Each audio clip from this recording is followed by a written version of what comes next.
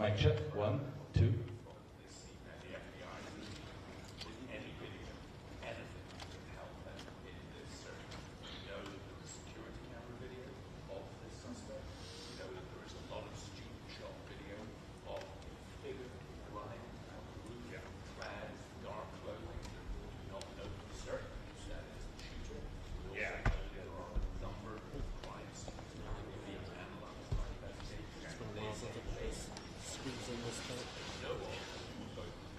Normally it's like 4 of us.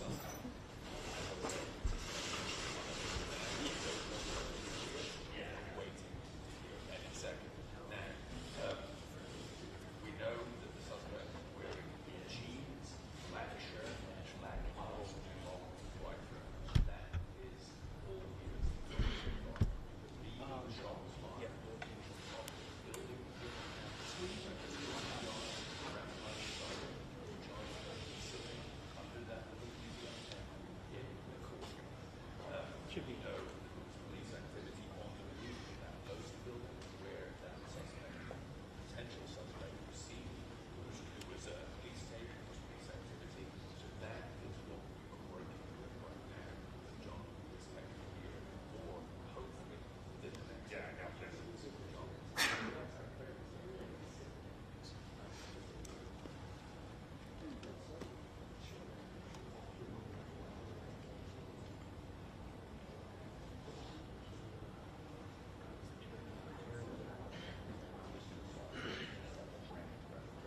Yeah.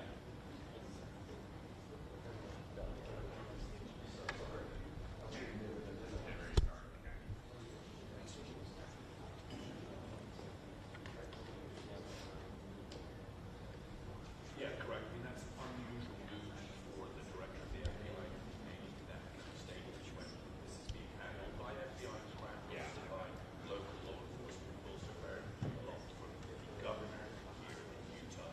Just taking this front position here. He has said that they are looking for one person that says this is a political assassination, and he says that there is the death penalty in Utah, and this person is handed governor. That's pursued, of course, there's also the possibility of federal charges that would supersede state charges. But yes, we are expecting to hear the ground for actually this investigation is a massive application, as they say, the longer it goes, the harder it can get. Job.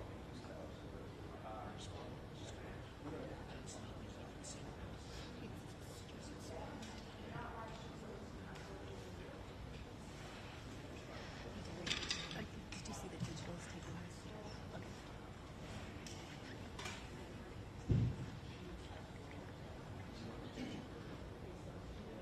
All right, John.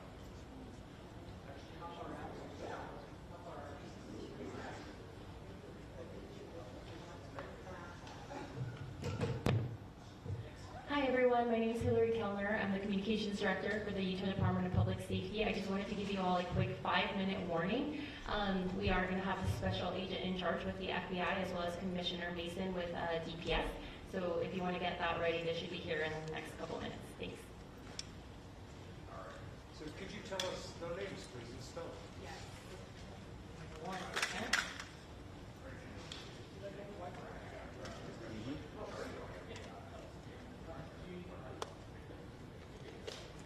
I'll be right back.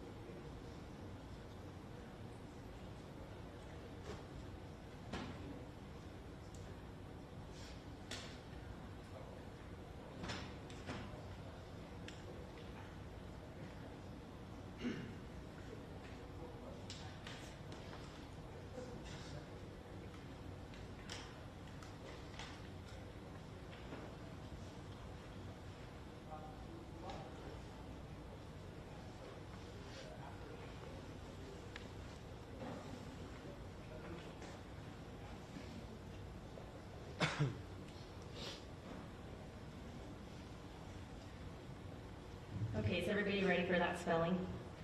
FBI speaker is Special Agent in Charge, Robert Bowles, R-O-B-E-R-T, last name B-O-H-L-S. And then for the Utah Department of Public Safety, we have Commissioner Bo Mason, B-E-A-U, last name M-A-S-O-N. Anyone need me to repeat that? Yeah, one more time, please. One more time. Robert Bowles, R-O-B-E-R-T, Bowles, B-O-H-L-S, and then Bo Mason, B-E-A-U, Mason, M-A-S-O-N.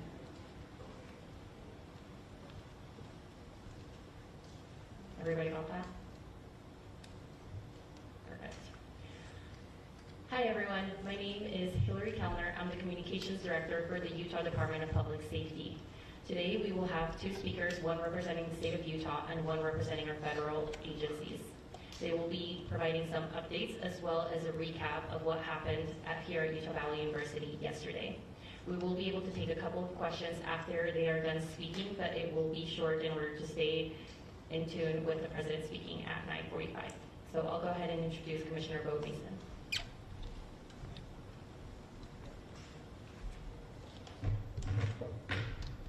Good morning. I'm Bo Mason, Commissioner for the Utah Department of Public Safety. I'd be remiss if we didn't start off today and recognize the significance of the day. Historically, on 9/11, law enforcement has come together as a group to recognize and honor those that sacrificed to preserve the ideals of this country, the freedoms of this country. And instead, we find ourselves today hunting a murderer who chose to violate our rights, the rights of an individual within this country. Just to recap yesterday's events, at around 12:20 p.m., political influencer Charlie Kirk was at Utah Valley University participating in a student-sponsored event with Turning Point USA. Charlie was shot at that event. He was transported to a local hospital where he later passed. Last night, his body was moved to the state office of the medical examiner. We will continue to facilitate movements to get him home today and with his family. Yesterday, during the investigative process, we located a couple of persons of interest. We interviewed those individuals, and after releasing them and after clearing them of being suspects, they faced scrutiny, they faced threats. We asked the public to be patient with the investigative process. These individuals were not suspects, they were people of interest. We ask that you do not impose into those people and that investigative process. They don't deserve that harassment for being subject to that. I'd like to thank all the investigators that are involved in this. They have worked around the clock. All day yesterday, through the night last night, investigators from the State Bureau of Investigations, from county, from city agencies, the university, our federal partners with the FBI, the ATF, and many others. Those are just a few of the people that we have involved in this. I'd like to thank all of them for their strong work. Through all that work last night, we were able to make a few breakthroughs. We were able to track the movements of the shooter. Starting at 11:52 a.m., the subject arrived on campus, shortly away from campus. We have tracked his movements onto the campus, through the stairwells, up to the roof, across the roof to a shooting location. After the shooting, we were able to track his movements as he moved to the other side of the building, jumped off of the building, and fled off of the campus and into a neighborhood. Our investigators have worked through those neighborhoods, contacting anybody they can with doorbell cameras, witnesses, and have thoroughly worked through those communities, trying to identify any leads. We do have good video footage of this individual. We are not going to release that at this time. We are working through some technologies and some ways to identify this individual, If we are unsuccessful, we will reach out to you as the media and we will push that publicly to help us identify them. But we're confident in our abilities right now, and we would like to move forward in a manner that keeps everyone safe and moves this process appropriately. Last night I communicated with Erica. The family's devastated. As a commissioner of public safety, as a father, as a husband, I can only imagine what that family's going through. The heinous event that happened yesterday is not Utah. This is not what we're known for. Over the past several weeks, we've seen the state come together to help families in mourning, come together as a community to show what Utah is known for a state of character, of service, of camaraderie, of a neighboring feel. We will not stand for what happened yesterday. We are exhausting every lead. We have every officer invested in this, every investigator, every local agency. The outpouring of support from the law enforcement community has been astounding. We are investing everything we have into this, and we will catch this individual.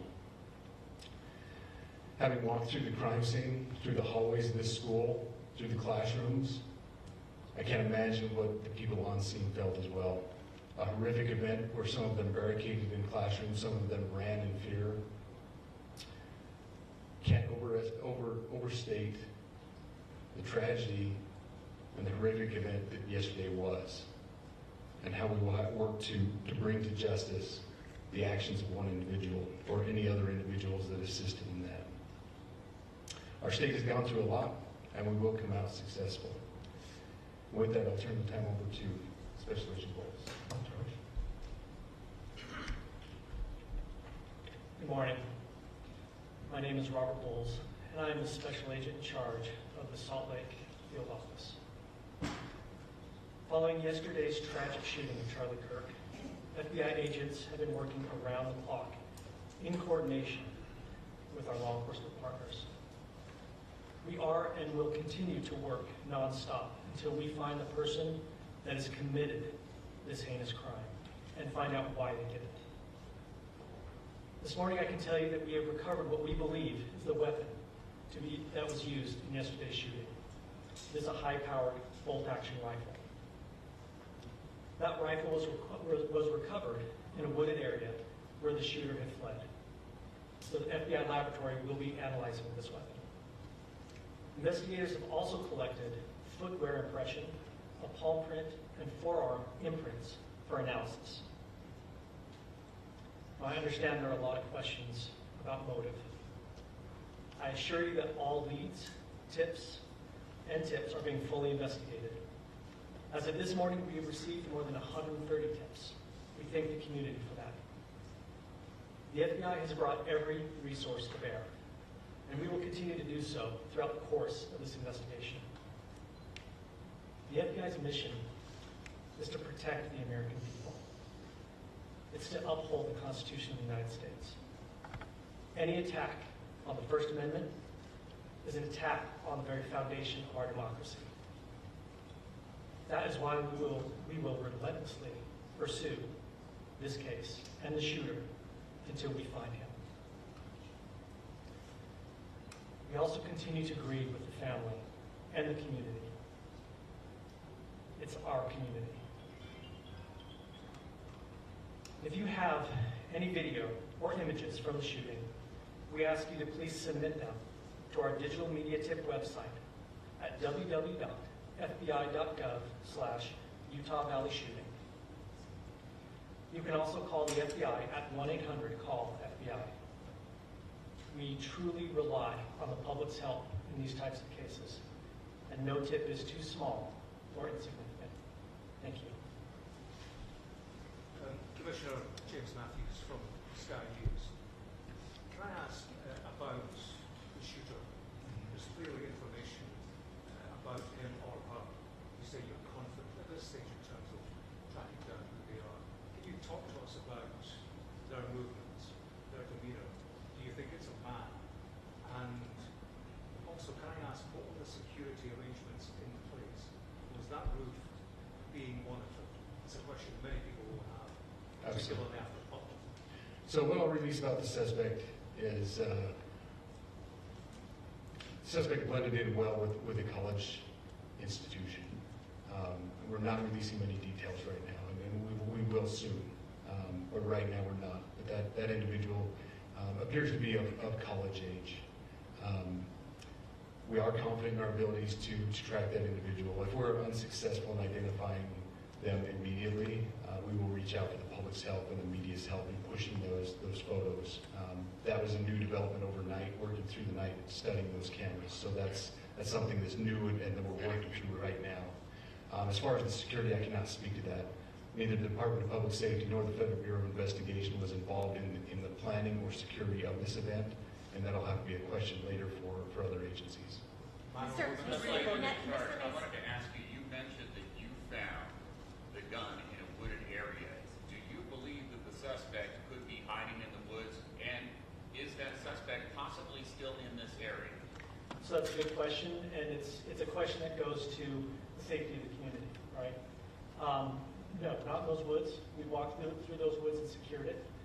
As to the community, I can tell you that this was a targeted event. We don't believe that the community is at risk. However, we're exhausting every resource to find him, and we will do so. Special Agent Bowles, Bowles, stepping with the BBC, from the images you have, can you see clearly the suspect's face? You say he's college age. Do you believe he was from this university? And how far do you think he may have gone in this time span? So I can't comment specifically on his face or any details such as that, as it's continuing to be a part of the investigation, and again, we'll release that shortly. However, we're doing everything we can to find him, and we're not sure how far he has gone yet. But you have a clear image of his face? We have images of the suspect. So Can you between trace those the gun images to and the owner? gun that you've been able to recover, do you believe you know who this person is, the person that you're looking for at this point?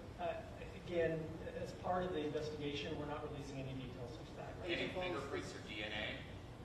We are exhausting all of our resources to be able to collect those, but that's, again, part of the investigation. have you been able to trace back the owner of the gun? Excuse me? You said you found the weapon. Have you been able to trace back the owner of that weapon or who purchased it? We are working on that, but again, part of the investigation that I can. One last question. Agent Bowles, there's been a lot of turnover at the FBI. Do you think that's impacting the investigation at all? Not at all. We've got complete and total support from everyone from the director on down, and it's been an incredible supportive environment so far. Are tweets like the one yesterday useful though, where we announced that there's a suspect in custody? All I can say is that we're working the investigation the best we have with the environment we're given. Those are all the questions for right now. Thank you, everybody.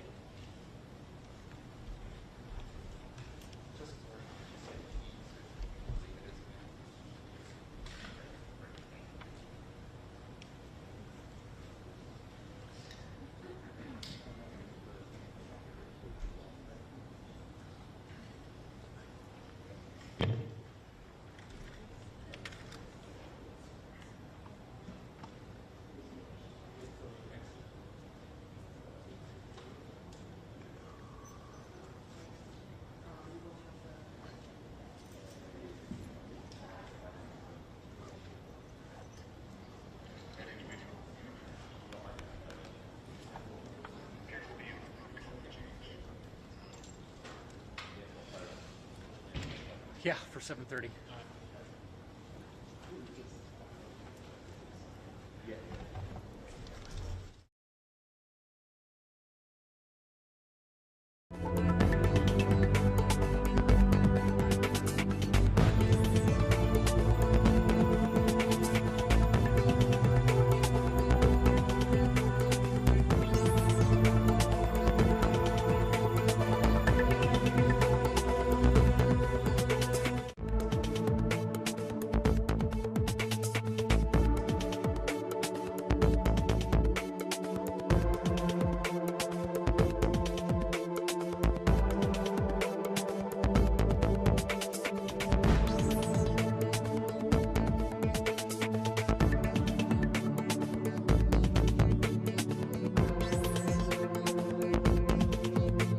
I've got to share this. You can get car insurance for as low as $22 per month. Take a look, as low as $22 a month. Your insurance company doesn't want you to see this, but I'm going to show you anyways.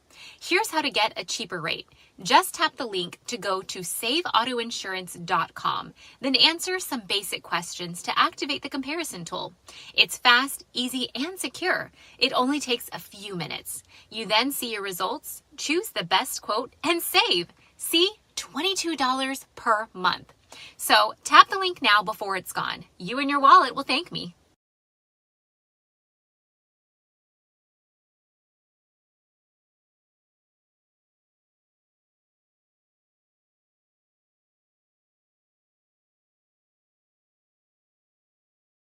You think they're questioning them? Because that's not what any of us are seeing in any of the bystander videos that have been made. People are being grabbed and they're being thrown into vans. And that's different than questioning people. How do you prove to somebody that you're a U.S. citizen? Your accent? The color of your skin? That's not the country we live in. You know, you shouldn't have to walk around with papers the way that they did in the early days of Nazi Germany to prove that you belong. Clearly, his ends are racist ends. So he is conflating the two because he wants people to think that every person that's here that's not born in the United States is a criminal. J.B. Pritzker, the Democratic governor of Illinois, is in the middle of a battle with the Trump administration, a battle over immigration or over crime, or, Pritzker says, a power grab by the president. We talked about this and more here at the National Museum of Mexican Art in Chicago. Governor, thanks for joining us, and thanks for welcoming us to Chicago. It's always great to be here. Great to be with you, Steve. I'm glad to have you. I want to understand first.